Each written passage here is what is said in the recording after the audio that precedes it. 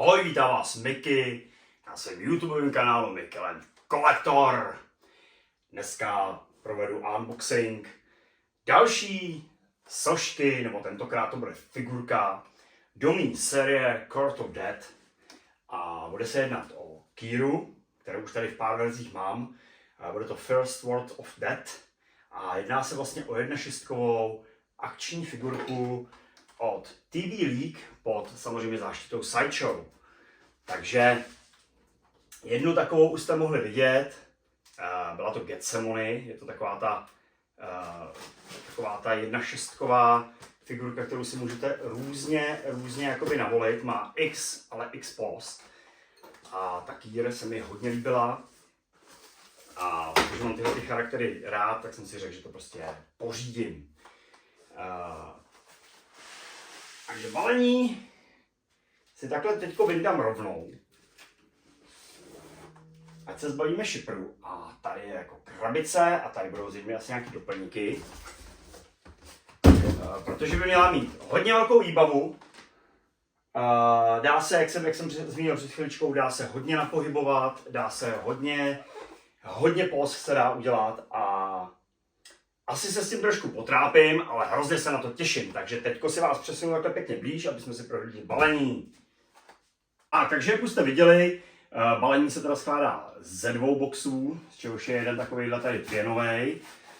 A není to polystyren, to je taková pěna a druhý je tady taková ta art krabice, na který je vlastně vyobrazená tady ta maska Kýr.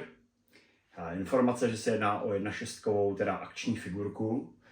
A tady je třeba jedna z těch pos, která se dá udělat.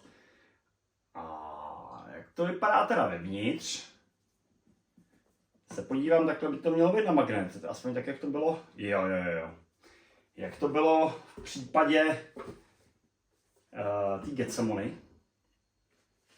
Tady máme nějaký návody, kde nás vlastně TV League nám ukazuje, jak se to dá různě pohybovat, jak nasazovat, aby se ta figurka nepoškodila. To je nádhera. Takže vám ukážu takhle to balení. Tady se musím bát, že něco vypadne, takže balená ta figurka je vyloženě takhle. Hezky je to všechno zasazené prostě do toho molitanu. A zde vlastně se nachází to tělo Kýr, hlava. Ano, krásně uložený, to se mi líbí, tady to maska, prostě doplňky. Nevím, jestli to je patrový, jako je, takže tam jsou další díly, ale ještě se podíváme. To dám takhle, teda budu riskovat, že to nevypadne, ale tak každopádně zde se nejedná o žádný rezin, ani polystone, ta soška je taková silikonová a možná ta hlava a tady to, že bude rezinový. Ale na to se podívám potom. Je to taková zvláštní kombinace materiálů. A já se ještě podívám teda, co bude obsahovat tenhle ten box. Hele, já to takhle chvíli uklidím. Dám to na zem, aby jsem se podíval pod pásky tady toho boxu. Takže malinkou trpělivost. Já to takhle z toho hezky pěkně sejmu. Už jsem to mohl mít samozřejmě připravený, ale se mi nechtělo. Tak.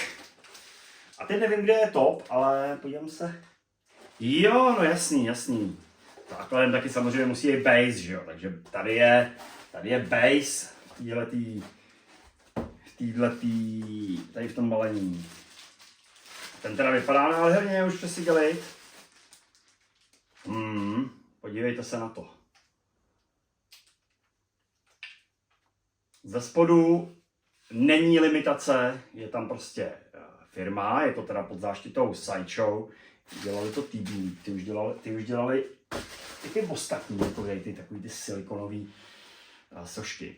A na tady tom base vlastně bude ta Kýra stát. A base je provedený teda naprosto hezky. přesně ve stylu tady těch Sideshow Court of Death. No, uznejte sami, vypadá moc hezky. No a mě teda nezbývá nic jiného, než tu kýru složit, což bude asi trošku jako pro mě oser, protože minule jsem se s tím pěkně trápil.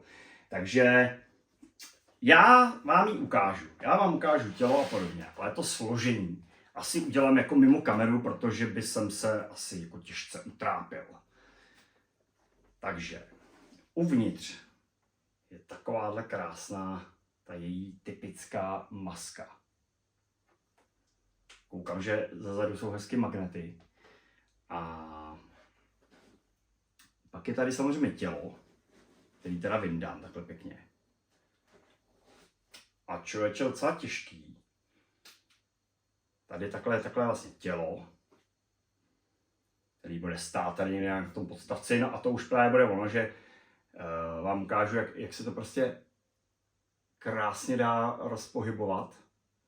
Má to prostě klouby do všech stran a ta kůže jako té kýry strašně hezky reaguje jako z anatomii těla. Je to úplně zvláštní styl jako figurek. Takže to si takhle vyndám. Tady teda tělíčko, maska, zde teda ještě vám ukážu tady z toho záběru. Mohl jsem udělat ten bližší, no to už je jedno. No tak teda ta hlava je naprosto krásná, já se pokusím. A když tak to potom uvidíte z toho blízkého záběru. Vidíte ten sculpt, prostě ten profil, to prostě nádherná ženská. Jako Kýru musíme milovat. Ta je nádherná, opravdu mám rád, proto jsem si ji pořídil už v několikátý verzi. A já se jí teda pokusím, já si to takhle vyndám, takhle humpolácky. Tak to tady naskládám. A tady je jedno patro, tady je druhý patro, který vlastně obsahuje ruce. A tady ještě třetí patro, takže to má 3 patra, ta krabice, prosím.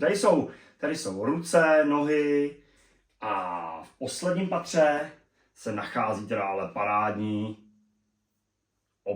obří meč s krásnýma detailama teda. Tady ten anděl na tom, no to je parádička, do prkínka se na to těším. No a samozřejmě plášť, jo. Plášť teda úplně detailní. I z druhé strany nějaký kosti. No. A já ji teď teda se pokusím sestavit. To znamená, že byste se asi utrápili, kdybyste koukali na to, jak si ji budu pohybovat a jak to tam budu nacvakávat. Možná by to bylo zajímavý video, ale já se spíš vrátím po střihu, až ji postavím. Takže za to se omlouvám a zároveň se vrátím. Tak a zhruba po půlhodinovém boji jsem zpět. Kýra je postavena. Buďte rádi, vlastně, že jste to neviděli. Možná by to bylo pro někoho zajímavý video. Vidět, jak se takováhle akční figurka modeluje, jak se prostě s každým tím kloubem dá hejbnout. Do toho se hejbe samozřejmě tak silikonová kůže, že jo? Protože to je opravdu měkký.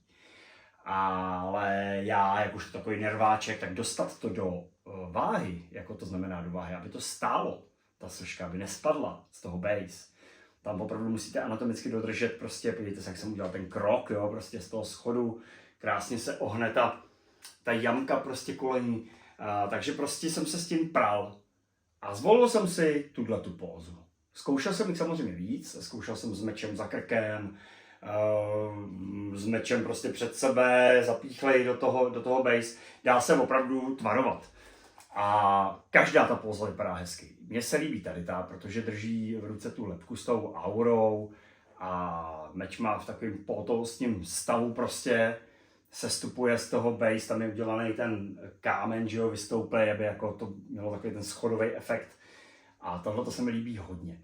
A mám dojem, že mám poprvé budu mít Kýru, kterou mám vlastně v několika verzích. Mám tady, kde prémiový formát, tady máme tu 1.8, tady je 1.6 teda a poprvé budu mít vystavenou bez té masky. Já vám ji ukážu s maskou, je to hezky dělaný, má tam samozřejmě ten magnet, kdy ví vlastně tu masku takhle krásně usadíte, no tak, jo, má ji dobře, jo, nemá ji někde mimo, no má ji úplně špatně, že jo, tady je, tak, co vám omlouvám.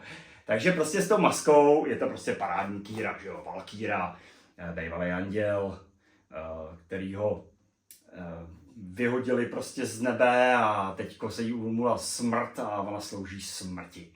To je její příběh. Tak prostě s tou maskou je úžasná, ale to už mám ve více verzích, takže já možná budu mít kýru poprvé vystavenou bez té masky.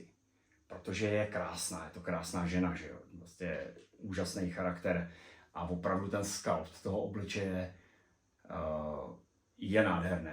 Takže teďko možná uvidíte za mými zády vždycky na videích, že nemá masku, protože se mi opravdu líbí. A přemýšlel jsem nad tím, že si ji budu asi čas od času štelovat jinak. Od toho je to ta akční figurka, že jo. Když většinou jsem většinou nějaká konzerva, že to dám do nějaký pózy a tam to prostě také nechám. Ale jak jsem to zkoušel, jak jsem to sestavoval, tak se mi hrozně líbí to, že právě oproti sochám si můžete kdykoliv prostě hodit k obrazu svému, jak se vám to zlíbí prostě. Viděl jsem, jak sedí, jak je ten base, tak jako jak na tom sedí, jako na trůnu.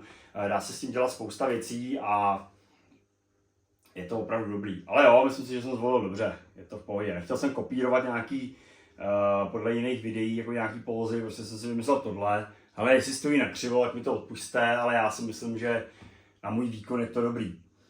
Každopádně jsem opravdu spokojený. Tenhle ten projekt prostě Sideshow a TV League, vlastně tyhle ty 1/6 sochy, tyhle ty 1/6 figurky, já si to nemůžu zvyknout, to je figurka, tak se mi hodně líbí. Mám takový dojem, že když budu mít na to energii finanční, tak si seženu ještě nějaký verze. Já vím, že je tam ještě jedna kýra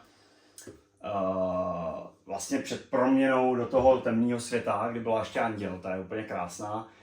Je tam nějaký ten Malavestros, ale jestli to seženu jako takhle myslím, jestli na to vůbec jako dosáhnu, nebo se mi bude chtít, protože ono to taky není levný, že ono to už máte půlku jako prémiový sochy, tak si možná ještě něco pořídím, protože si myslím, že to bude i pro vás jako zajímavý video, protože se jedná o akční figurku a za mě je teda úžasná, je to fakt krásný, je to krásný kus. Jediný mínus, ale to je moje osobní, to není jako, že bych říkal, že to je mínus, ale to sestavování je fakt úlet, naprostej. Ale určitě mezi váma je spousta lidí, co sbírá figurky, kde se mění části a ruce a tady to. Já na to fakt přece jenom nejsem zvyklý, takže vy s tím máte třeba nějakou trpělivost. Já teda jsem u toho šílel, ale výsledek je perfektní. Já myslím, že je opravdu hezká. Vidíte to, teď jsem za ní zabral a nespadne mi, takže super. Ona opravdu není nikde zaklíněna, ale nemá žádný čepy, prostě ji musíte vyvážit tak, aby hezky stálo. No ale já myslím, že to stačí, ne? K takovýhle krásný valkýře kýr. Moc krát děkuju za shlédnutí, děkuju za to, že mi komentujete a chodíte na můj kanál, je to, jak to říkám v každém videu, ale ono je to potřeba to říct, mě to dělá radost. A tímto se s vámi loučí Miky z Mikylandu a zase někdy u dalšího takového nějakého krásného videa. Čau.